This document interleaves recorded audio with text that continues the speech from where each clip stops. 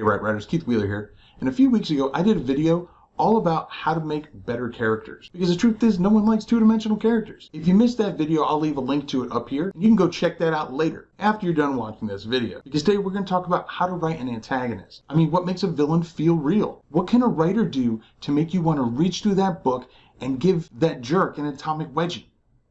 Or maybe that's just me. Now, the tips I'm going to give work whether you're writing a picture book, young adult novel, or any adult fiction. Now, before I get started, if you're new to the channel, welcome. My name is Keith Wheeler with Keith Wheeler Books, and if you want to continue to get all the hints, tips, and tricks on how to make self-publishing easier, then be sure to subscribe to the channel and smash your little bell icon so you get alerted each and every time I put out another video. Now, first, let me clarify that a villain and an antagonist are not necessarily the same. A villain is a character whose evil actions or motives are important to the plot. And the antagonist, on the other hand, is a person who actively opposes or is hostile to someone or something. Basically, an adversary. So to keep it simple, an antagonist is someone that opposes your protagonist.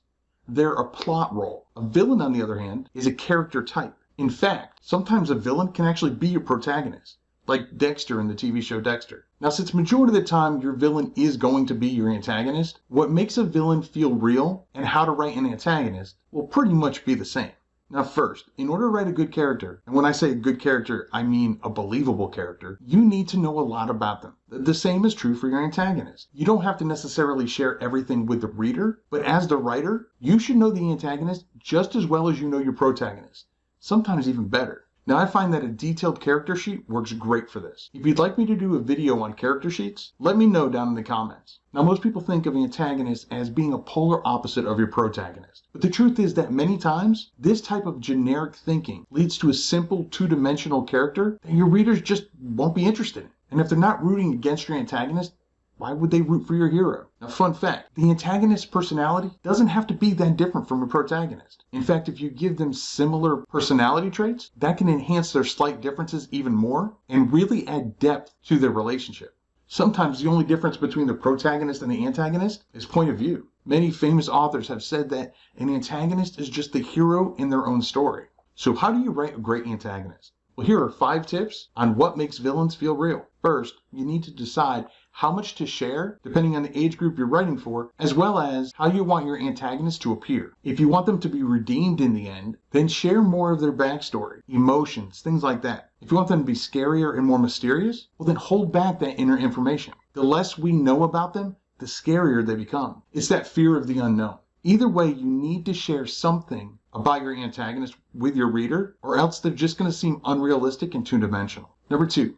Show their motivation. Why are they doing what they're doing? If you just have your antagonist being bad just to be bad, most people can't relate to that, and then they won't be as immersed in your book as you want them to be.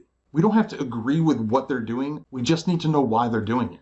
Number 3, and this is one that so many people don't do, is show how powerful they are. When you think of Harry Potter, Voldemort is only as scary as he is because we see the things that he does, not because everybody's telling us that he's evil. If all your characters are doing is telling people how evil this person is, and you're not showing that evil, then it's going to be very hard for your reader to feel the emotions that you want them to feel. It's hard for them to hate somebody unless they see a reason to dislike them.